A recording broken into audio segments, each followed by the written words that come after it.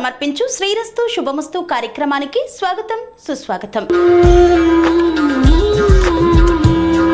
ఈ అరుదైన దేవాలయం వెనుక అద్భుతమైన చరిత్ర ఉంది. ఆ ఆలయంలో కొలువైన స్వామివారు భక్తజన ప్రియుడని ప్రతీతి. తీరని రోగాలతో సతమతమవుతున్న వారు ఒక్కసారి ఆ స్వామిని దర్శించుకుంటే చాలు తమను పట్టి పీడిస్తున్న రోగాల బారి నుండి బయటపడి ఆరోగ్యవంతులుగా మారిపోతారు.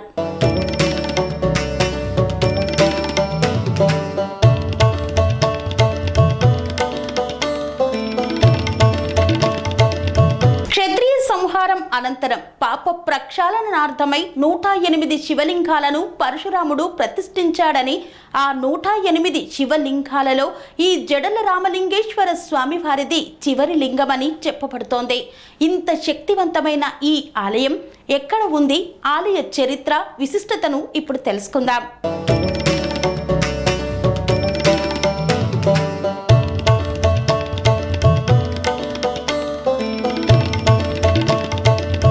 జడల రామలింగేశ్వర స్వామి కొలువైయున్న అపూర్వ దేవాలయం నల్గొండ జిల్లా నార్కెట్పల్లి మండలం ఎల్లారెడ్డిగూడెంలోనున్న జడల రామలింగేశ్వర స్వామి ఆలయం.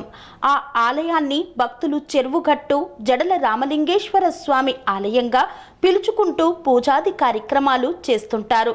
ఈ స్వామివారిని పరశురాముడు ప్రతిష్ఠించాడని స్థల పురాణ కథనం. క్షత్రియ సంహారం అనంతరం పాప ప్రక్షాళనార్థమై 108 శివలింగాలను పరశురాముడు ప్రతిష్ఠించాడని, ఆ 108వ శివలింగాలలో జడల రామలింగేశ్వర స్వామి వారిది చివరి లింగమని చెప్పబడుతోంది.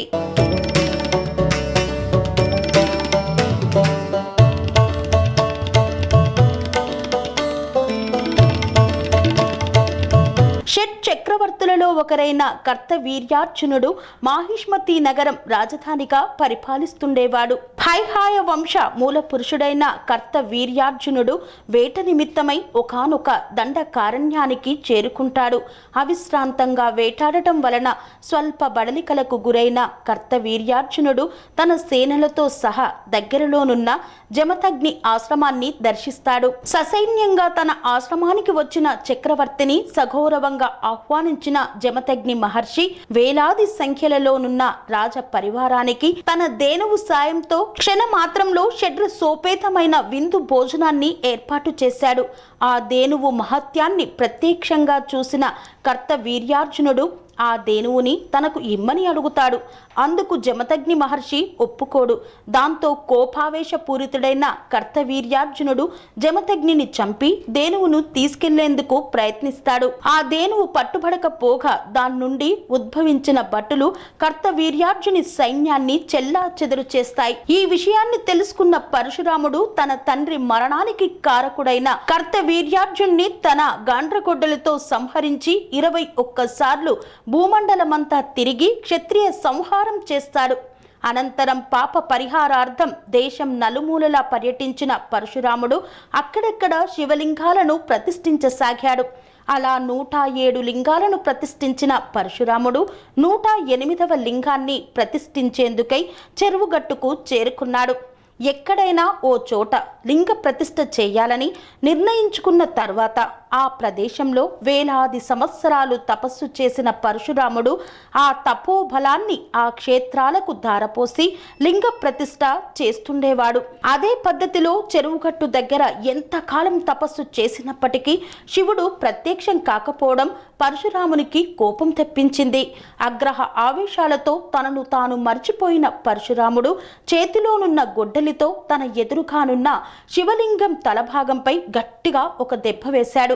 అప్పుడు శివుడు ప్రత్యక్షం కాగా కలియుగాంతం వరకు చెరువుగట్టు క్షేత్రంలోనే కొలువై భక్తులను అనుగ్రహించాలని పరశురాముడు కోరుకోగా పరమశివుడు తదాస్తు అని అన్నాడు. అనంతరం పరశురాముడు కూడా ఇక్కడే లింగాకృతిని పొంది శివ సాయుధ్యాన్ని పొందాడట. ఈ లింగాకృతి ఊర్ధ్వ భాగాన పరశురాముడు గండ్రగొడ్డలితో దెబ్బ వేసిన చోట జడల వంటి ఆకృతులు ఏర్పడ్డాయి. అందుకే ఈ స్వామివారిని జడల రామలింగేశ్వర స్వామి అని పిలుచుకుంటూ ఉంటారు. భక్తుల పాలిట కల్పవృక్షం జడల రామలింగేశ్వర స్వామివారు.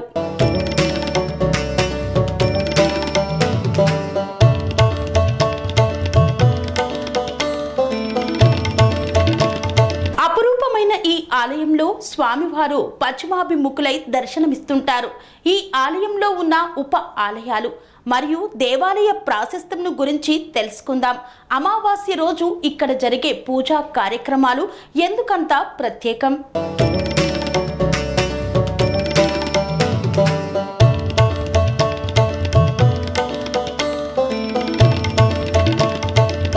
చెరువుగట్టు జడల రామలింగేశ్వర స్వామివారి ఆలయం హైదరాబాదు నుండి నల్గొండకు వెళ్లే మార్గంలో నార్కెట్పల్లికి 4 కిలోమీటర్ల దూరంలో ఉంది.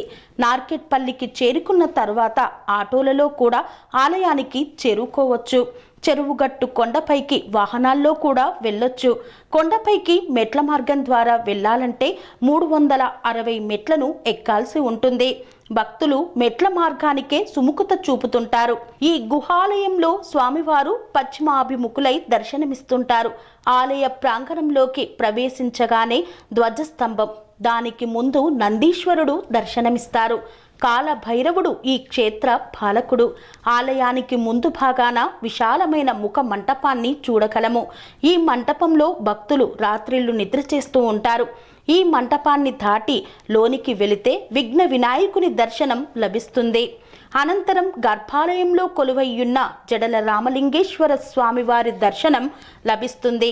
ఈ లింగానికి నేత్రాలు అలంకరించబడి ఉంటాయి. పరశురాముడు ఇక్కడ అమ్మవారిని ప్రతిష్ఠించలేదు కనుక ఇక్కడ అమ్మవారి దర్శనము లభించదు. అమ్మవారికి ప్రత్యేకమైన ఆలయం కొండ దిగున భాగంలో ఏర్పాటు చేశారు.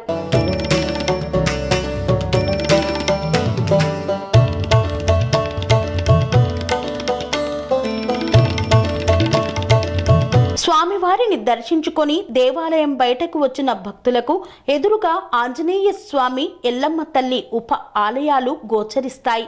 భూత ప్రేత పిశాచ బాధలతో అవస్థలు పడేవారు ఈ ఆంజనేయునికి 40 రోజుల పాటు ప్రదక్షిణలు చేస్తే ఆయా సమస్యల నుండి బయటపడతారు.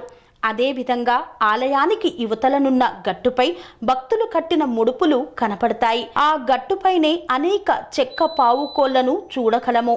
అనారోగ్యంతో బాధపడే రోగులు ఇక్కడికి వచ్చి సాష్టాంగ నమస్కారం చేస్తుండగా వారి శరీరాలను పావుకోళ్లతో కప్పేస్తారు. అలా కొంతసేపు పావుకోళ్ల కింద ఉంటే ఎటువంటి రోగాన్నించి అయినా బయట పడగలమన్నది భక్తజన విశ్వాసం. మరి కొంతమంది పావుకోళ్లను తలపై పెట్టుకొని ఆలయ స్థల వృక్షానికి ప్రదక్షిణలు చేస్తుంటారు.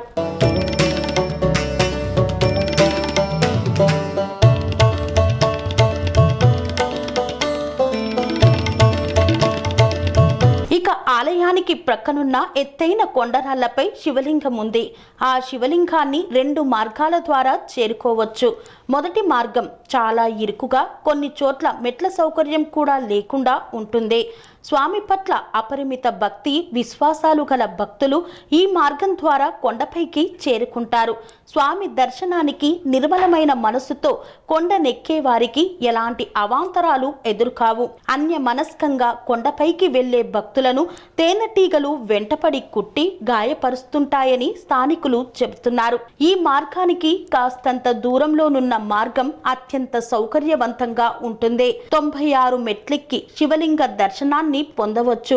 కానీ ఎక్కువ మంది భక్తులు ఆ కొండరాళ్ల మధ్య నుండి ఇరుకు మార్గం ద్వారానే స్వామి దర్శనాన్ని చేసుకోవడానికి ఉత్సుకతను చూపిస్తుంటారు.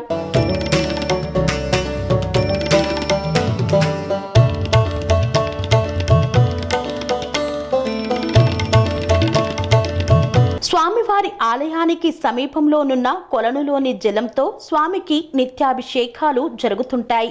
ఈ జలాన్ని తమ పొలాలపై చిలకరిస్తే పంటలు బాగా పండుతాయన్నది రైతుల నమ్మకం.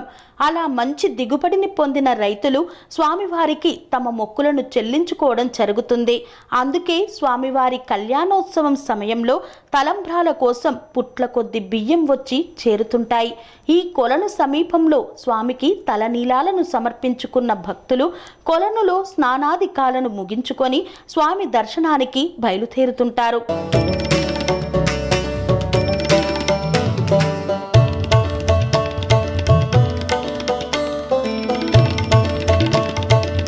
ఇక స్వామివారు కొలువయ్యున్న కొండకు ఎదురుగా దిగువ భాగంలో పార్వతీదేవి కొలువయ్యుంది. విశాలమైన ఆ ఆలయ ప్రాంగణం అత్యంత సుందరంగా నిర్మించబడింది. ఆలయంలోకి ప్రవేశించగానే ముందుగా శివలింగ దర్శన భాగ్యం లభిస్తుంది. అనంతరం పక్కనే ఉన్న అద్దంలో అమ్మవారి దర్శనం. భక్తులకు గర్భాలయ ప్రవేశం లేదు కనుక అమ్మవారిని అద్దంలోనే దర్శించుకోవలసి ఉంటుంది. ఇది ఇక్కడి సాంప్రదాయం.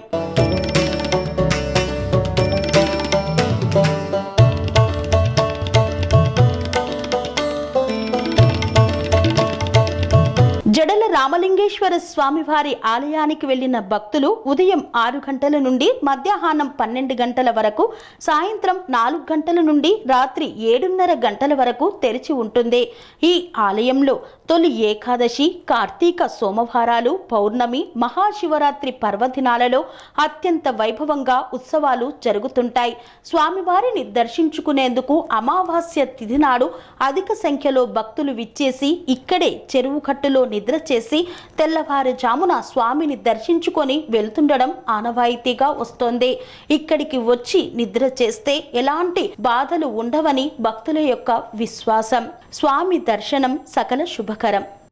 సెరెనిటీ మోడల్ హై స్కూల్ విద్యార్థులకు అమ్మఒడి, సామాన్యులకు అందుబాటులో ఉన్న బడి సెరెనిటీ. మేడ్చల్ జిల్లాలో మేటిగా నిలిచి సాటిలేని ఫలితాలను సాధిస్తున్న నంబర్ 1 స్కూల్ సెరెనిటీ. మా ప్రత్యేకతలు: ప్రతి విద్యార్థి పట్ల వ్యక్తిగత శ్రద్ధ, activity based learning and digital class rooms, computer lab, 100% ఫలితాలు, sports and cultural activities, yoga, abacus మరియు Vedic maths education. Please visit Serenity Model High School, Nagaram. Admissions are in progress. Call 040-271-46899 and 040-271-48699.